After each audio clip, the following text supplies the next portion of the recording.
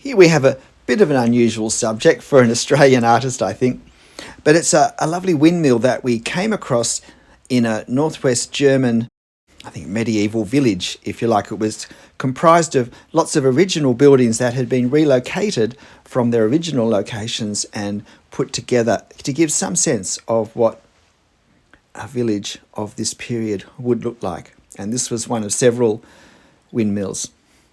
And I think with this drawing, it's really all about capturing the angle of the cross piece in front with the sails on it. I'm drawing the one that's severely foreshortened, coming towards us at a very steep angle right now.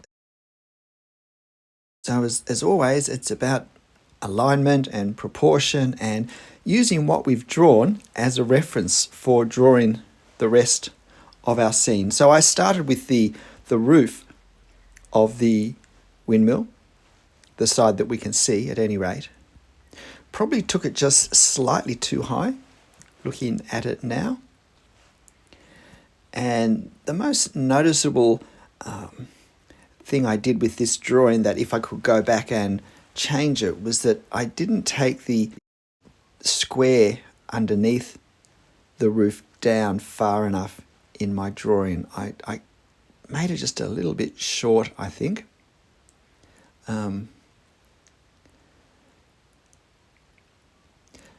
See, I'd actually drawn the sidelines down, and then for some reason when I put the horizontal piece, I just didn't keep it long enough. So the effect is that the roof actually looks larger than it really is. So, well, next time I can be a little bit more careful about that. But I wasn't even particularly aware of it at this stage. It was really at the end that I noticed that. So I'm continuing now trying to do the other really foreshortened windmill sail, the one on the far side of the roughly horizontal one. And it really changes the way we see the shapes, seeing them almost edge on like this, than such as in the one I'm doing now, where we're seeing it more from the sort of angle that we're used to seeing these from, more front on. And so on this particular day, this window only has half of its sail open. I can't recall whether that's because it wasn't running or there might have been adequate wind to turn the mill inside. And so now I'm doing the front of the windmill, and of course I've taken it out too wide. I didn't foreshorten it enough. I must admit I was doing this drawing fairly hastily, getting ready to go away for the weekend, and so I probably was a little more focused on the time that I had available than I had on the accuracy of some of my proportions. But as I often say, it's our mistakes that give us a focus for next time. And fortunately, it's not the sort of subject where that error really looks out of place at the end. If we have the reference to compare it with, we can see that it's not the way it should be, but it doesn't actually distort the shape of the building, the overall shape of the building, in a way that makes it look impossible. However, I think if we're drawing from a reference and we're wanting it to be accurate, we should work hard to make it accurate, except for things that we deliberately change in order to get a better drawing. So now I have this lower sail to do, and it's catching the shade in a different way, or at least what we can see from this behind view. So we're looking from behind on this lower sail, whereas in the upper sail we're looking onto the front of it. And so having done this, I get to parts of the drawing now where it gets a little bit harder to work out exactly what's happening from my reference. I did zoom in with this photo. It was more in the background in my original photo, so the detail's not as clear as if I'd been closer, and I'm not really sure what's happening, but that's not a problem if we've learnt to draw the effect of what we see, because I don't really need to even know necessarily what I'm looking at to draw the effect of it or to simplify it in a way that still looks credible.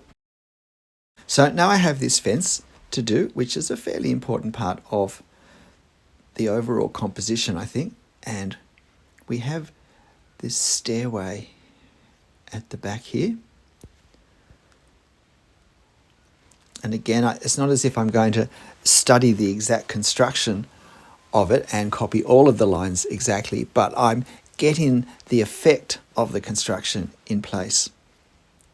And it's the treads, horizontal parts, that are going to give me a sense of the scale of how large this windmill is, because the treads of the stairs going up is the one part of this windmill that we can relate to a human size, to a figure going up those steps. So it is important that we try and get them as small as they are. If we space them too widely, it'll have the effect of making the windmill look smaller, as if a person is larger in comparison. Now, I was really pushed for time at this point, so I'm doing these trees extremely hastily, but I certainly still wanted to give the sense of something in the background. And if this were a more considered drawing, I would certainly have switched to a lighter pen. I'd have switched from this 0.3mm pen to a 0.1mm pen. That would have made the trees have a sense of further back. Now, I'm not exactly sure what that chute is for. I mean, maybe it's for sending bags of flour down. I don't know. But I would have thought that the flour is actually ground at ground level there, that it goes through the connection between the lower structure and the upper structure. And I'm not overly worried about trying to put value on this. This really is more a line drawing.